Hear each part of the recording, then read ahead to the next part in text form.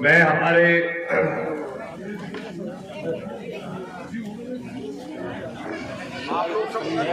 सभी ग्रामवासीगण का प्रणाम करता हूँ। हमारे गोविंदपुरा के एक निवासी का प्रणाम करता हूँ। आज अष्टमी का त्योहार भी है और इतने व्यस्तम समय में आप सब यहाँ पर एकत्रित हुए हैं। आप सबने आपका कीमती समय दिया है। मैं आपका दिल से आभारी हूँ। मेरी दुर्गा माँ से प्रार्थना है कि दुर्गा माँ का आशीर्वाद और असीम कृपा हमारे पूरे गोविंदपुरा गांव पर सदैव बनी रहे। 17 नवंबर को मतदान होना है और जैसा मैंने पहले भी कहा है, गोविंदपुरा तो गढ़ है कांग्रेस का, लेकिन फिर भी हर चुनाव में आवश्यक होता है कि मैं आप सबके बीच हाजिर हूं, आपके सामने मेरी बात रखूं। मैंने पिछले 10 साल में लगातार यही प्रयास किया है आपके चरणों में रहकर आपकी सेवा करने का, सुख और दुख में शामिल होने का। चाहे कोई काम सार्वजनिक हो या कोई काम निजी हो, हर जगह में शामिल होकर आपके साथ रहकर कंधे से कंधा मिलाकर हमने मिलकर हमारे गांव के विकास के लिए, हर परिवार के विकास के लिए हमने काम करने का प्रयास किया है। मैं आप सबसे अर्ज करना चाहता हूं, आपको याद होगा जब 5 साल पहले सरकार पंजे की बनी थी तो हमने शुरुआत कर्ज माफी की थी। हमने शुरुआत की थी उन किसानों के साथ जिनका कर्जा था 50,000 से कम। उसके बाद 2020 में कर्ज माफी का दूसरा चरण चालू हुआ था, जिनमें हमने वो किसान लिए थे जिनका कर्जा था 50,000 और 1 लाख के बीच का। लेकिन उसके ही 1 महीने बाद सौदा हुआ सिंधिया जी और भाजपा के बीच में। उनने पार्टी बदली, उनके विधायक बिक गए 35-35 करोड़ रुपए में और सरकार हमारी नहीं बच पाई। लेकिन अगर भाजपा की सरकार चाहती तो कर्ज माफी की योजना कोई राजनीतिक दल की नहीं थी, कर्ज माफी योजना तो सरकार की योजना थी और ये लोग देश कर्ज माफी कर सकते थे, लेकिन इनकी नीयत साफ नहीं थी। हमारा आज भी वचन है, मैं खड़ा हूं बाके बिहारी जी के मंदिर के सामने। सरकार जैसे ही पंजे की बनेगी 1 महीने बाद, तो एक किसान जिसकी कर्ज माफी रह गई थी, चाहे वो कर्जा 80,000 का हो, 1.25 लाख का हो, 2 लाख का हो, 5 लाख का हो, 2 लाख तक हम कर्ज माफ करके देंगे। ये हमारा वादा है आपको। लेकिन ऐसे भी अनेक किसान हैं जो अल्टा पलटी समय पे करते हैं, जिनके ऊपर कोई कर्जा नहीं है। उनकी भी मांग रहती है, उनको भी कुछ सहायता मिले, कुछ प्रोत्साहन राशि मिले। आप याद करें, भाजपा के राज में यही लोग कहते थे कि मोदी जी और शिवराज जी किसान की आय दोगुनी कर देंगे। मैं आप सबसे पूछता हूं, गोविंदपुरा के एक किसान से पूछता हूं, भाजपा के राज में किसान की आय दोगुनी हुई है या किसान की लागत दोगुनी हुई है? डीएपी के दाम दोगुने हुए हैं, खाद के दाम दोगुने हुए हैं, डीजल के दाम दोगुने हुए हैं और किसान का भाव जो मिलता था कांग्रेस की सरकार के समय, लगभग वही फसल का भाव आज भी है। ज्यादा कुछ अंतर उसमें नहीं हुआ है।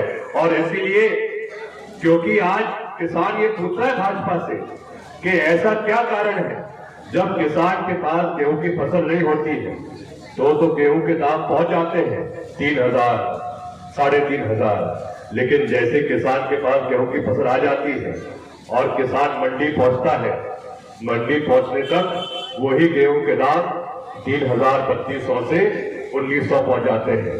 किसान को उसकी मेहनत का उचित दाम नहीं मिलता है और इसीलिए कांग्रेस ने तय किया है, सरकार जैसे ही बनेगी और जब गेहूं खरीदी मार्च-अप्रैल में होगी तो खरीदी 1,800-1,900 में नहीं 2,600 में पूरे मध्य प्रदेश में की जाएगी। धान की भी हमने रेट तय की है 2,500 की, लेकिन अपने यहाँ तो कम ही धान की फसल होती है।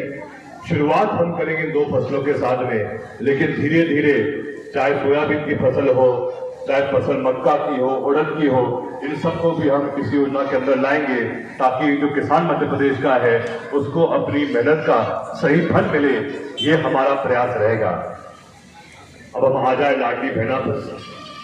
चर्चा है आज आम किसानों में कि शिवराज सिंह जी को 18 साल में कभी लाडली बहनें याद नहीं आई। जब उनको लगा कि अब जमीन फिसल रही है पैरों के नीचे से, लाडली बहना याद आ गई। पहले कहा कि 1000 सबको मिलेंगे, फिर पलट गए, शर्तें आ गई। कोई बहन जिसकी उम्र 23 वर्ष से कम की है उसको लाभ नहीं मिलेगा, कोई माता जिसकी उम्र 60 वर्ष के ऊपर की है उसको भी लाभ नहीं मिलेगा। ऐसा कर करके परिणाम ये हुआ है, मुश्किल से अगर 100 माता बहनें गांव में है तो 30-40 को लाभ मिल रहा है। और आज भी लगभग 70% माता बहनें गांव की ऐसी है जिनको लाडली बहना का लाभ नहीं मिल रहा है। और इसीलिए कांग्रेस ने तय किया है, आप भी यहाँ पर फ्लेक्स देख रहे हैं नारी सम्मान का, इसके अंतर्गत हमारा वचन है, चाहे उस बहन की उम्र 18, 19, 20, 21, 22 वर्ष की हो या उस माता की उम्र 60 वर्ष के ऊपर की हो, हर माता को, हर बहन को कांग्रेस सरकार हर महीने देगी 1500 रुपए, ये हमारा वचन है। लेकिन 1500 रुपए की राशि के साथ साथ पूरे मध्य प्रदेश के हर घर को, हर परिवार को रसोई गैस की टंकी भी मिलेगी 500 रुपए में। अब जैसे ही मामू को खबर मिली कि हम कर रहे हैं रसोई गैस की टंकी 500 में, तो वो भी चालू हो गए। 450 में सिलेंडर देंगे। मैं आप सबसे पूछता हूं, क्या गोविंदपुरा के एक भी परिवार को रसोई गैस की टंकी मिली 450 रुपए में? नहीं मिली। आज लोग परेशान हैं, उल्टा ये कह रहे हैं कि अरे वो तो पत्नी के नाम पे करा तो मिलेगा। लेकिन अगर आपको नाम परिवर्तित करना है उसमें खर्च होते हैं 4000 रुपए, तो बोले वो पैसा दो फिर लाभ पाओ।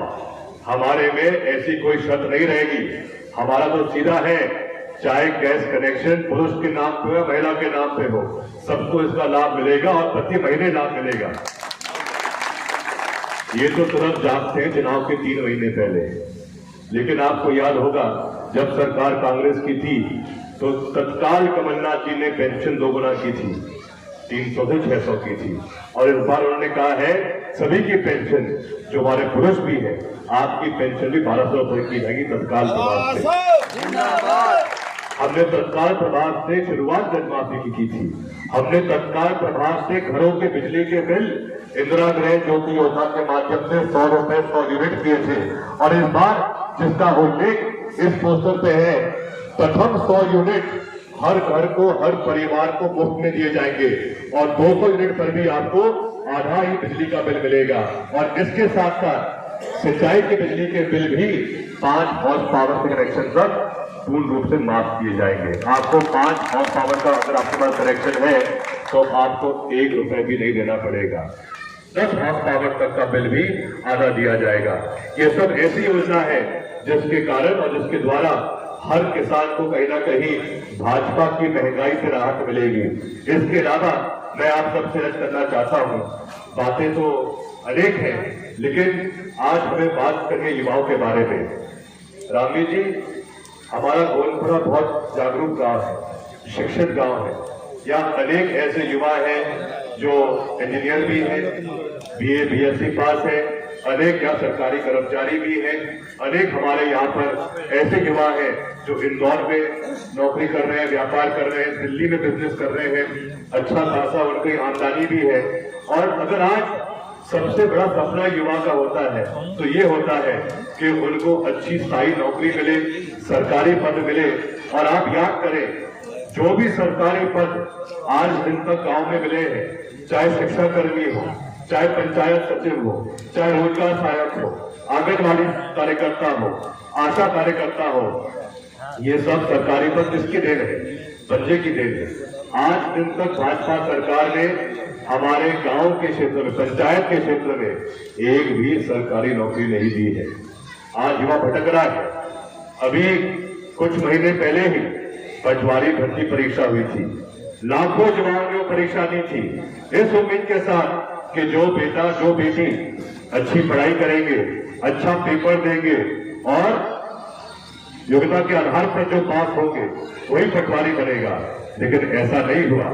कुछ ऐसे लोग थे जिन्होंने 15-15 लाख रुपए देकर परीक्षा पास की, रिश्वत दी परिणाम क्या हुआ कि पूरी परीक्षा कैंसिल हो गई।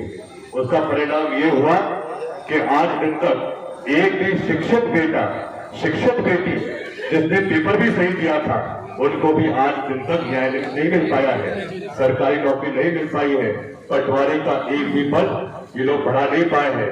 हमारा तो उसमें वचन है कि हम प्रदेश स्तर पर भी और गांव स्तर पर भी नई नौकरियां निकालेंगे, जिसके द्वारा जो शिक्षित बेटा है, शिक्षित बेटी है, उनको रोजगार मिले, वो आत्मनिर्भर बने। आपसे बस मेरी इतनी प्रार्थना है, 17 नवंबर को पंदे को मत भूलियो। पूरा आपका आशीर्वाद पंदे को मिले।